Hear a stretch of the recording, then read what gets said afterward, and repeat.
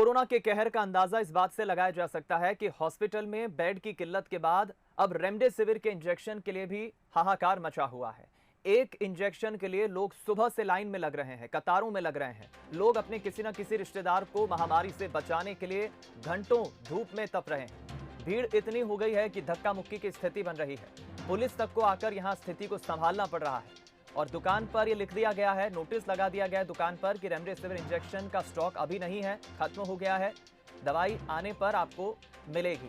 हालात ये हो गए हैं कि इंदौर के अलावा उज्जैन संभाग से लेकर भोपाल तक के लोग यहां इंजेक्शन की खोज में भटक रहे हैं। 2500 रुपए का रेमडेसिविर इंजेक्शन अब 10,000 में मिल रहा है।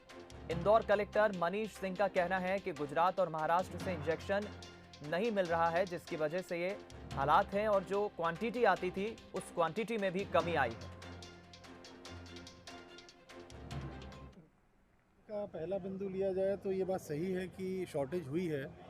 शॉर्टेज का मुख्य कारण ये रहा है कि महाराष्ट्र में डिमांड बहुत बढ़ गई है और गुजरात में भी डिमांड बढ़ी है, क्योंकि मैन्युफैक्चरिंग यूनिट्स महाराष्ट्र में मुख्य तौर पे हैं, जो भी 8-10 कंपनियां इसमें कार्य कर रही हैं और इस वजह से सप्लाई थोड़ा कम आई। जैसे आज रेमडेसिविर आई है यहाँ पर शहर में, कुछ उतनी मात्रा में तो नहीं आई, फिर भी पहुँची है।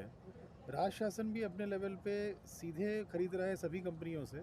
वो मात्रा भी कुछ आज मेडिकल कॉलेज में आनी चाहिए, अभी उम्मीद है कि आज आ जाएगी, उसकी भी उससे भी कोई रिलीफ मिलेगा।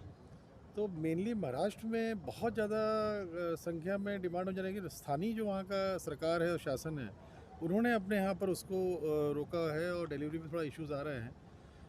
ऑक्सीजन को लेके भी इश्यूज़ हैं। जो कंपनी मेन है, बड़ी कंपनी है आइनॉक्स और ब्रेक्सियर, तो ब्रेक्सियर की सारी मेडिकल ऑक्सीजन बॉम्बे से सप्लाई होती है, उनका प्लांट है, उसमें कुछ कमी आई है। पहले कुछ महीने में जितने टैंकर्स आते थे उसमें कुछ कमी है, ऐसा नहीं कि नहीं आ रही है।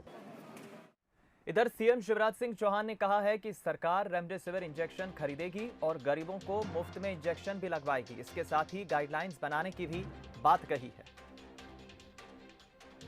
वह रेमडेसिविर इंजेक्शन की कमी की और उसकी कीमतों की भी, और इसलिए मैंने आज निर्देश दिए हैं कि एक तो इसके उपयोग के संबंध में एक एसओपी, एक प्रोटोकॉल निर्धारित किया जाए। डॉक्टर तय करें एक प्रोटोकॉल के तहत किस मरीज को इंजेक्शन लगेगा। कई जगह जरूरत नहीं और इंजेक्शन लगा रहे हैं, उसकी भी आवश्यकता नहीं है, लेकिन जहाँ जरूरी है वो इंजेक्शन लगना चाहिए।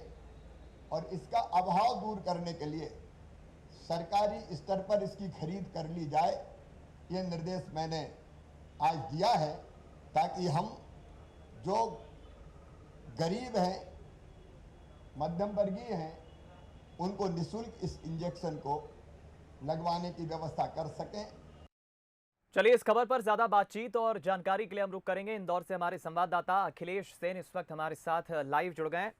अखिलेश, अगर रेमडेसिविर इंजेक्शन को हम संजीवनी कहें तो गलत नहीं होगा, और इस संजीवनी को पाने के लोग अपनी जान भी खतरे में डाल रहे हैं और दूसरों को भी खतरे में कर रहे हैं, और दूसरी तरफ खबरें ये भी हैं कि इस इंजेक्शन की, रेमडेसिविर इंजेक्शन की कालाबाजारी भी हो रही है। क्या है अभी फिलहाल जानकारी?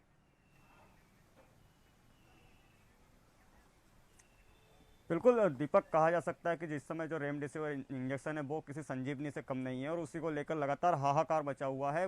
इंदौर की स्थिति ये है कि हजारों की संख्या में जो लोग हैं वो दवा बाजार पहुंच रहे हैं और रेमडेसिविर इंजेक्शन लेने के लिए लाइन में लगे हुए हैं। तो उसमें कहा जा सकता है कि जिस प्रकार से इंदौर में संक्रमण फैल रहा है, तो कहीं ना कहीं पर जो लोग हैं वो अपनी खुद की जान तो खतरे में डाल ही रहे हैं, लेकिन जो वहाँ से आने जाने वाले जो लोग हैं, जो निकलने वाले लोग हैं, उनकी भी जान खतरे में डाल रहे हैं। हालांकि जो प्रशासन है वो कहीं ना कहीं पर ये भी मानने को के लिए तैयार हो चुका है कि जो रेमडेसिविर इंजेक्शन था उसका शॉर्टेज आ चुका है, क्योंकि महाराष्ट्र और गुजरात में भी इसकी सबसे ज़्यादा आवश्यकता पड़ रही है और उसी के तहत जो इंदौर में जितनी सप्लाई होना था वो सप्लाई नहीं हो पा रही है। इंदौर की हालत ये है दीपक कि इंदौर में जो लोग हैं वो भोपाल या उज्जैन या आसपास के जिलों से भी रेमडेसिविर इंजेक्शन लेने के लिए पहुंच रहे हैं। उन्हें जैसे ही पता लगता है कि इंदौर में इस इंजेक्शन मिल रहा है, तो उसके बाद जो लोग हैं वो बड़ी संख्या में बाहर से भी यहाँ पर लोग पहुँच रहे हैं। कहा जा रहा है कि जो इंजेक्शन की कीमत जो सरकार ने जिसकी दर तय की थी 2500 से 2000 रुपये, वही इंजेक्शन ब्लैक में 6000 मिल रहा है। इसको लेकर जो कांग्रेस के विधायक संजय शुक्ला, उन्होंने सवाल भी उठाया है और सरकारी कार्य प्रणाली पर, और उसके बाद जो मुख्यमंत्री शिवराज सिंह चौहान उनसे मिलकर इंदौर के लिए रेमडेसिविर इंजेक्शन की मांग भी की है। तो कहा जा सकता है कि जिस प्रकार संजय शुक्ला ने कहा था कि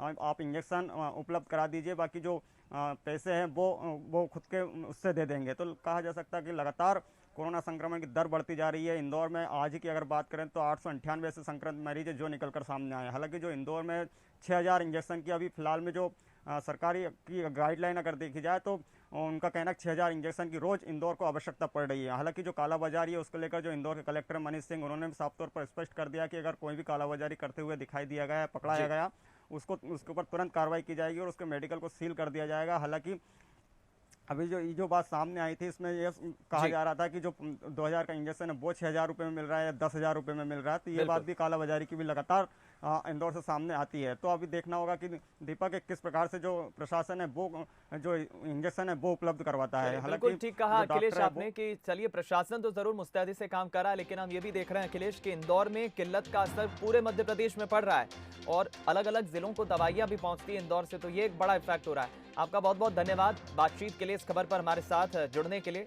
तो रेमडेसिविर की किल्लत होने का असर पूरे प्रदेश में पड़ रहा है क्योंकि यहाँ इंदौर में सबसे ज्यादा डिमांड है।